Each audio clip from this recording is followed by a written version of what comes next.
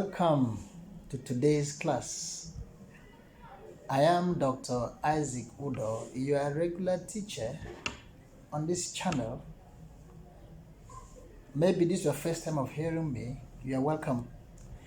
Today, I want to teach on the tie, the slur, and the dots. Follow me. Okay, let me begin with the tie. The tie. And what is a tie in music? A tie is simply a curved line that connects two adjacent notes of the same pitch into a single sound with a duration equal to the sum of both note values. You can see a tie here connecting two notes. For example, you can see these two crochets linked with a tie. This is the tie. To become and sound as meaning. Now look at it, say it's equal to this. When you tie this to this, the second note will not have a fresh sound, rather it will sound like this. Now if there was no tie, you separated it, it would have sounded like pa, pa. Take it as 2 beats. Pa, pa. But when there is a tie on them, it will sound like pa. The two sounds now are brought together as one. And so, if you have a tie on two crochet, it is equal to one meaning. Okay, now let me talk about the slur. But to refresh your memory, I mentioned a tie where you have a curved line on two notes, adjacent notes, that is notes of same pitches. Now you have a curve on two notes of two different pitches, and that is a slur. So when you have the same curve that is placed over or under note of different pitches. Look at this on a different pitch. This is on E, this is on C. Note of different pitches. It is known as slur. Look at it, slur. And slurs are usually flattered and phrase marks. I've shown the example here. And the slur means the second note will have a fresh sound, but you have to link them together, what we call legato in music. For example, if you have like pa, pa, you will not break like pa, pa. You mean to make it like this. Pa, pa. You link it, legato. So that's the work of a slur. It connects two notes, but don't forget, of different pitches, whereas a tie will connect two notes of same pitches. And of course, for a tie, the second note will not have a fresh sound, but for a slur, the second note will have, but you play or sing smoothly.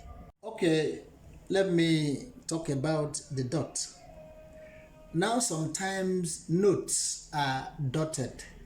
As you can see, this note is a minim and it is dotted.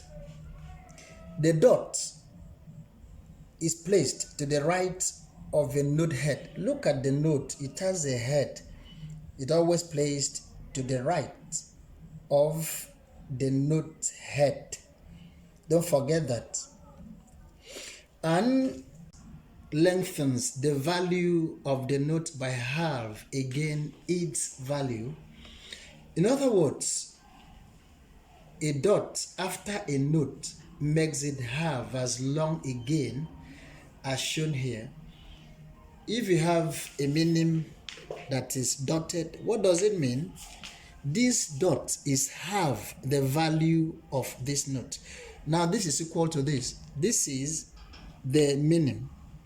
And half of minim is crochet. So this dot now is this crochet. So when you dot this note, it will sound like this.